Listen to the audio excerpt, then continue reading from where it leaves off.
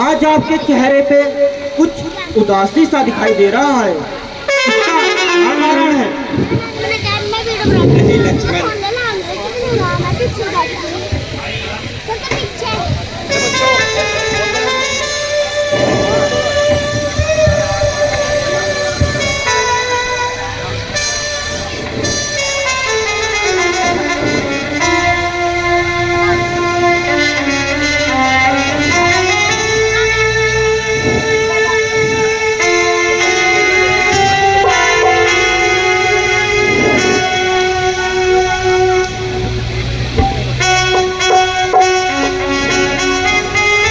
लक्ष्मण,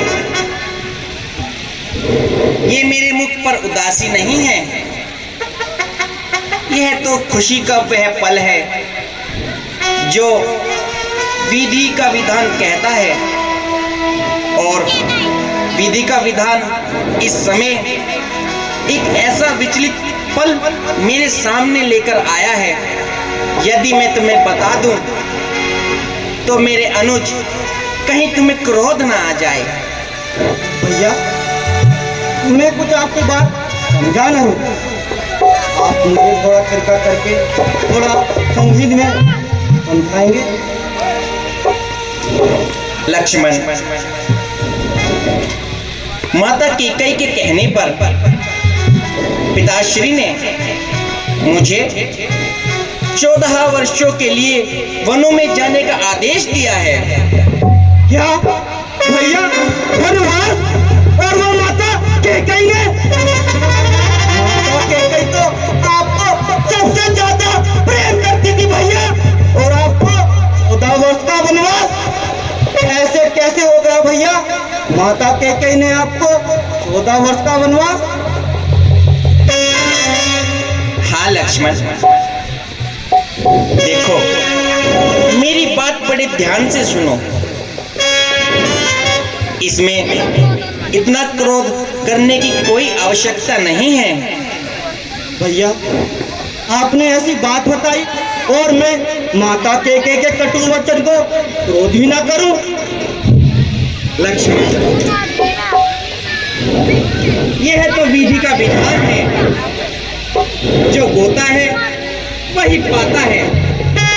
और इस समय विधि का विधान यही कहता है कि मुझे 14 वर्षों के लिए वनों में जाना होगा। मैं नहीं मानता इन वचनों को, माता कैकेयी के इन वचनों को मैं नहीं मानता भैया। और आप वनों में चले जाए, ये मैं होने तो नहीं दूंगा भैया। लक्ष्मण,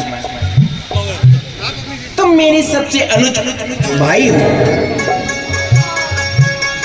परंतु इस समय हमारा धर्म यही कहता है कि मुझे वनों में जाना ही होगा और तुम्हें यहाँ अवध में रहकर भैया भरत के साथ राजपाट संभालना होगा।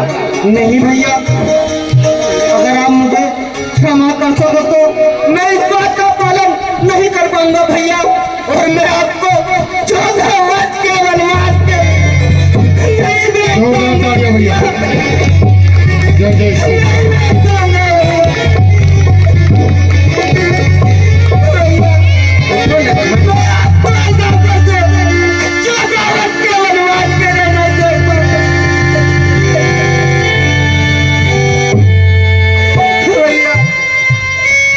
अनुज, सोचो, यदि मैंने पिताश्री की आज्ञा का पालन नहीं किया तो यह प्रजाजन क्या कहेगी कि यह राम एक राज तिलक के बदले कुलद्रोही हो गया है, जिसने अपने पिता की आज्ञा का पालन ही नहीं किया। तो तुम ही बताओ लक्ष्मण, यह पाप मैं कैसे सहन कर पाऊंगा? इसलिए मुझे जाना होगा और तुम्हें यहाँ अवध में रहना होगा। भैया, अगर आप यही चाहते हो वन को तो ठीक है भैया, ठीक है भैया, मैं आपके बदले वही चला जाऊंगा।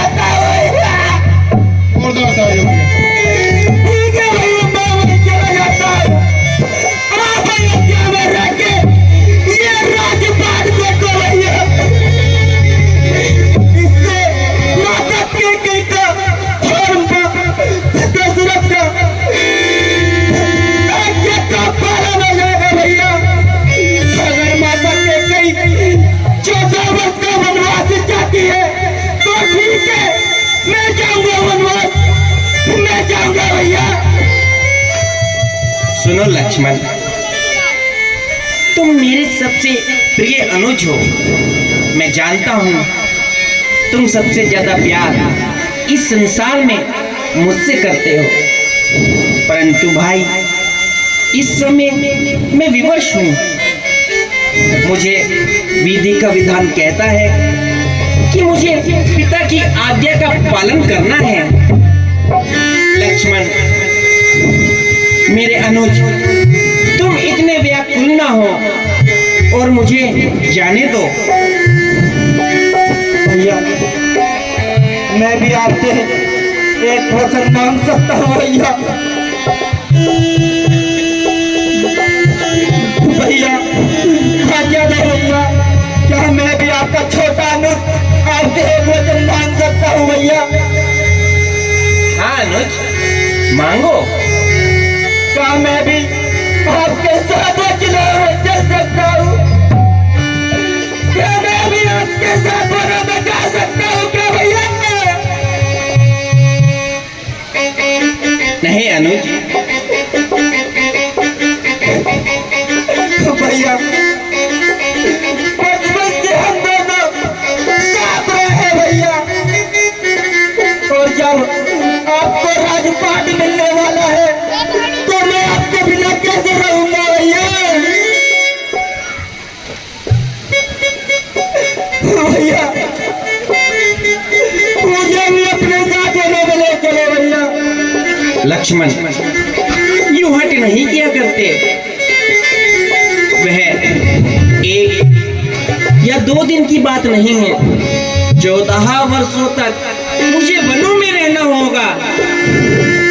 भाई हट मत करो, मेरी बात मान जाओ। नहीं भैया, अगर आपके यही हट है तो ठीक है, मैं भी आपके साथ वज्रों में चलूंगा।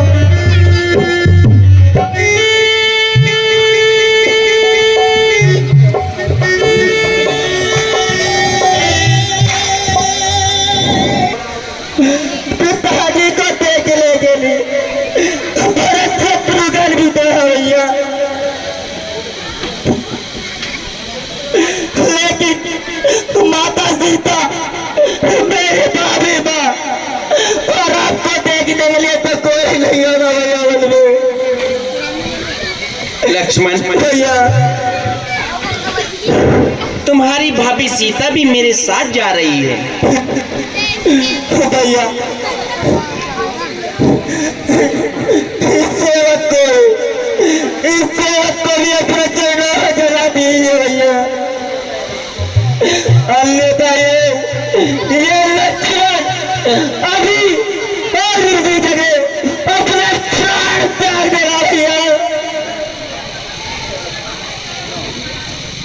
लक्ष्मण, मेरे अनुज, ठीक है, यदि तुम हठ ही करते हो मैं तुम्हें अपने साथ ले जाऊंगा, परंतु तुम्हें माता सुमित्रा से आज्ञा लेनी होगी। भैया, मैंने माता से आज्ञा ले लिया भैया, बस अब आज्ञा की जरूरत मुझे माता सीता और आपकी है। मुझे भी अपने साथ वनों में ले चलो भैया।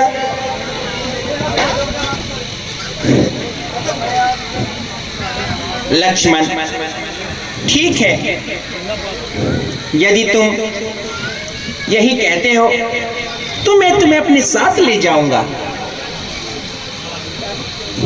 लक्ष्मण, अब हमें विलंब नहीं करना चाहिए, क्योंकि हमारे पास अधिक समय नहीं है।